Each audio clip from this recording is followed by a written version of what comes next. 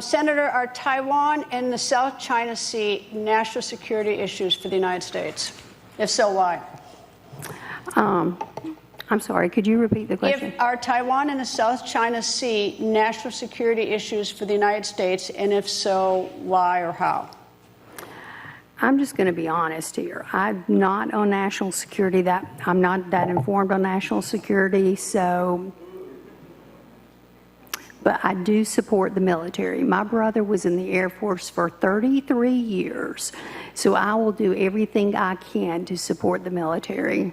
My dad was in the Army. I'm not a polished politician up here.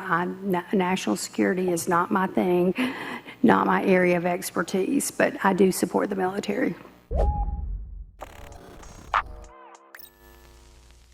You just watched a clip from U.S. Senate candidate Darline Graham's debate, and it's going viral for obvious reasons because it demonstrates that she is very clearly unqualified to be a United States senator, yet presumably feels entitled to her dead brother's seat. But nobody asked for a Graham political dynasty. Her brother was hated by most Americans and even viewed unfavorably by the people in his own state. So simply touting the fact that you're his sister over and over and over again is a negative, not a positive, yet she thinks that that's all it takes. My closeted homosexual brother was a senator, therefore I should be one too.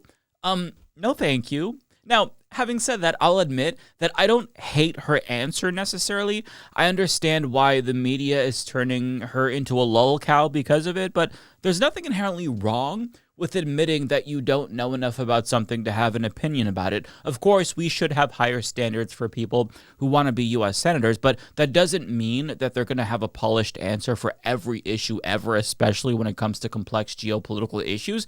It doesn't mean that you're inherently stupid or vapid if, you can't answer that particular question. So I don't have a problem with her admitting that she doesn't know. I do, however, take issue with everything that she said after that because it demonstrated that she kind of is a dumbass low-key. She actually said, that she doesn't know, but she supports the military and her brother and father were in the military. And that makes her look stupid because it's like, how exactly is that relevant at all? It's like if somebody asked me, hey, Mike, what's a good recipe for risotto? And I was like, I'll be honest, I don't know, but I do love food and my brother was a chef. That doesn't matter. It doesn't get us closer to answering the original question. It's a total non sequitur. And she also said other shit that made a lot of people do a double take during that same debate.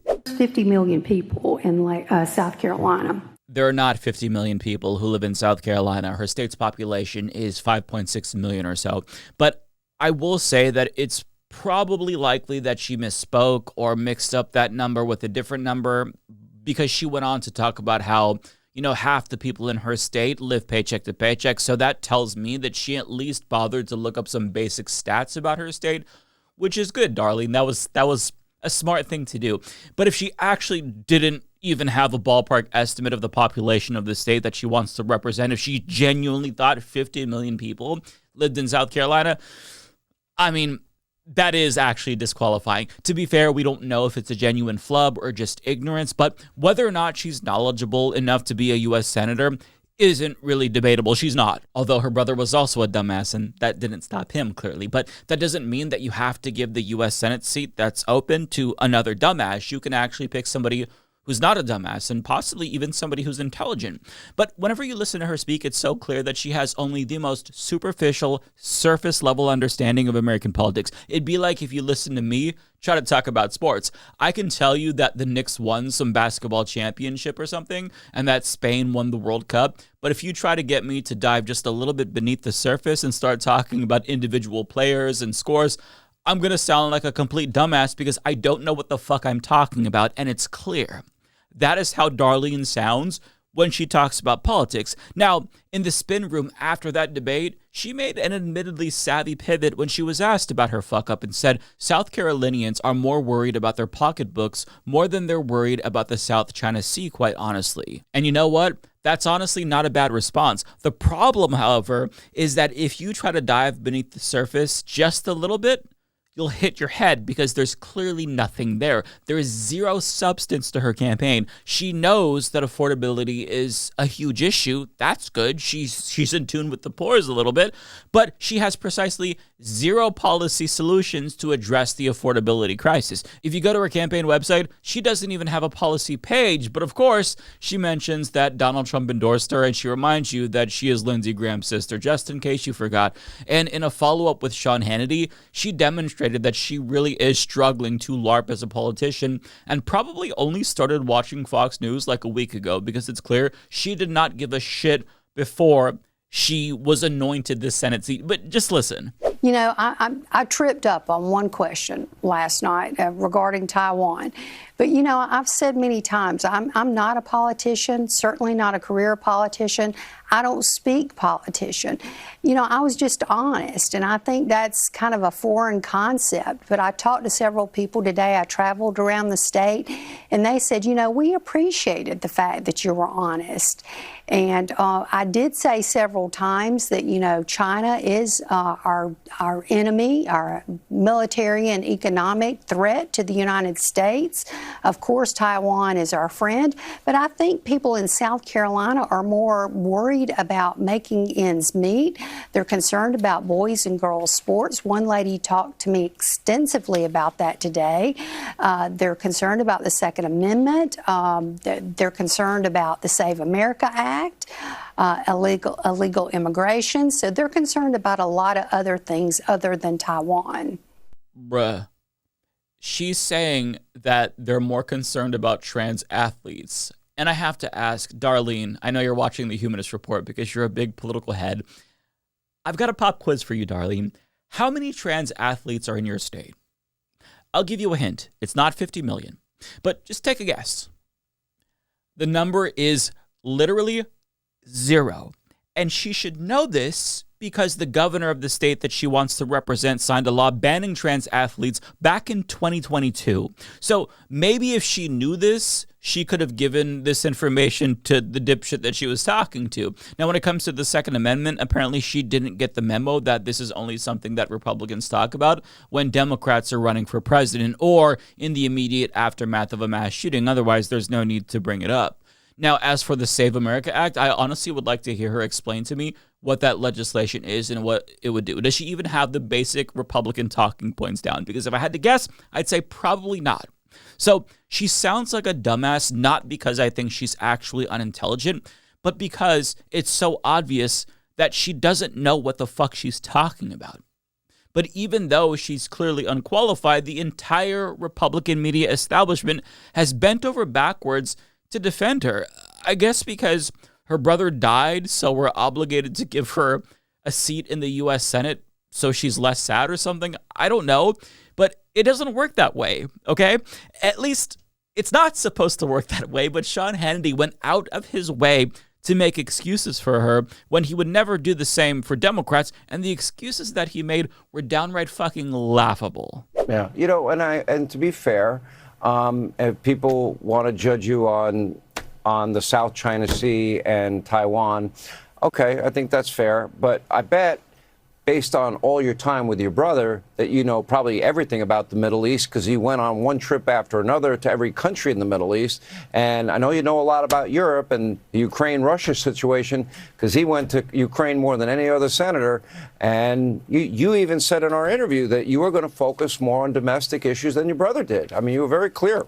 I wonder how many people around the country, if I gave them a map, could pick out Taiwan. I don't think many, and not just I mean the whole country, never mind South Carolina. First of all, the only reason why most Americans probably couldn't identify Taiwan on a map is because your party defunded public education, so thank yourself for that. Second of all, the Americans who probably couldn't identify Taiwan on a map aren't running to be U.S. senators, okay? But according to Sean Hannity, she's probably good at foreign policy because, and I can't believe he actually insinuated this, because her brother was Lindsey Graham. What the fuck, man? What are we even doing?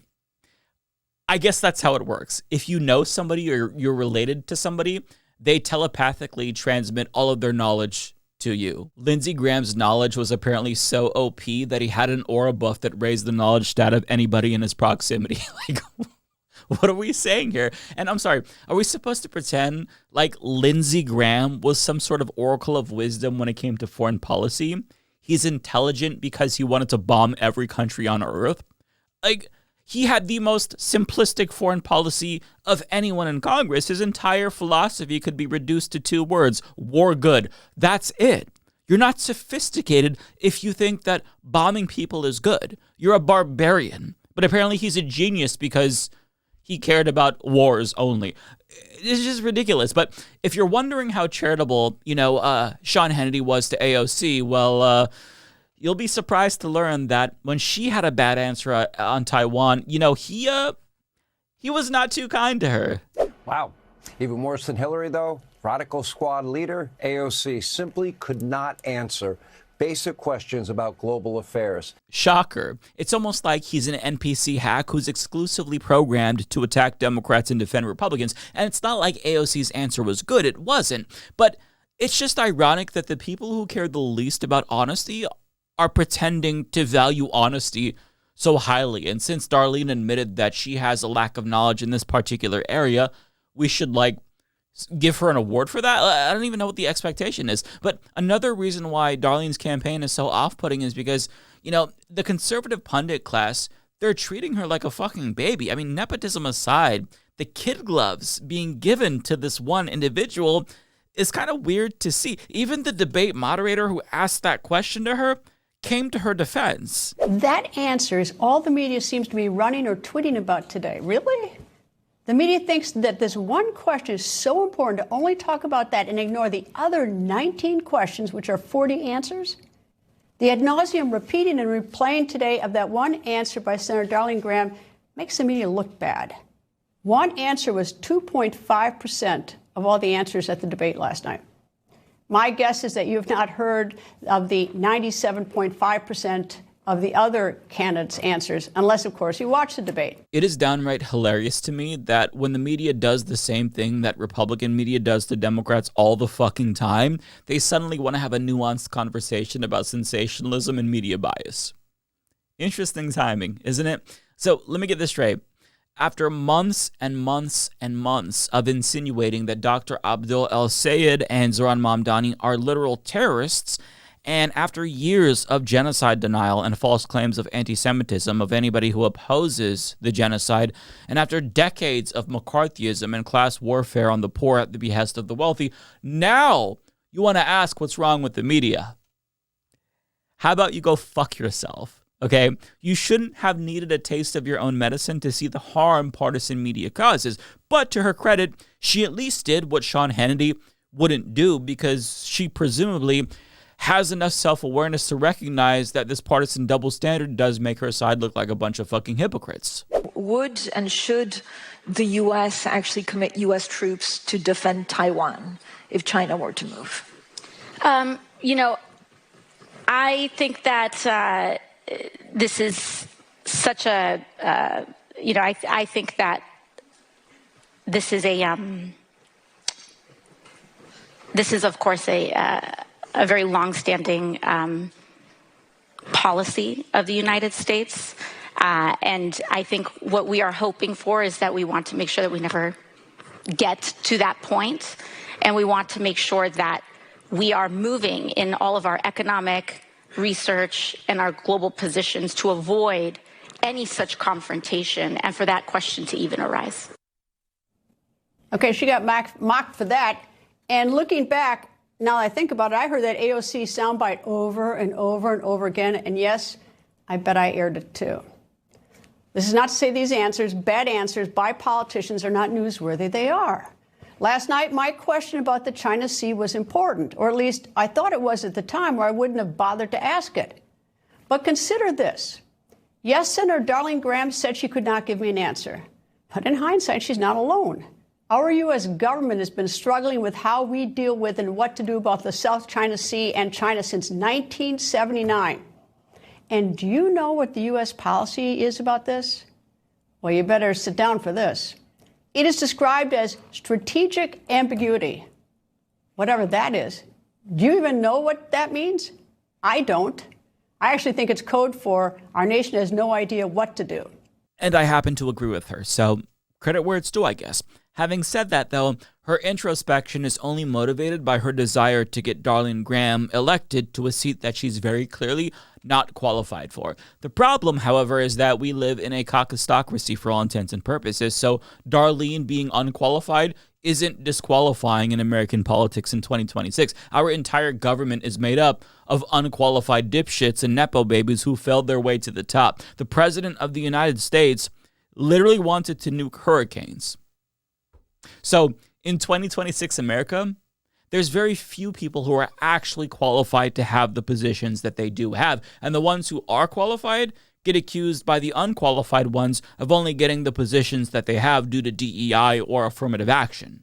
So I say all this to say that America is not a meritocracy. The richest man in the world happens to be one of the biggest dumbasses.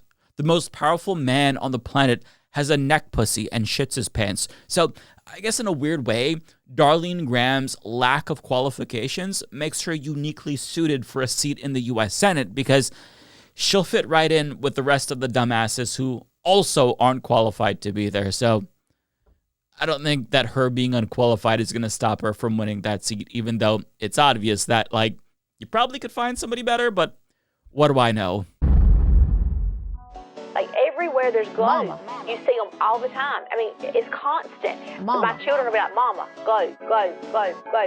I turn on TV, there's glows in the background. Every TV show, news media, glow, glow, glow, glow, glow, glow. They're everywhere. Glow, glow, glow, glow, glow, glow, glow, glow, glow, glow, glow, glow.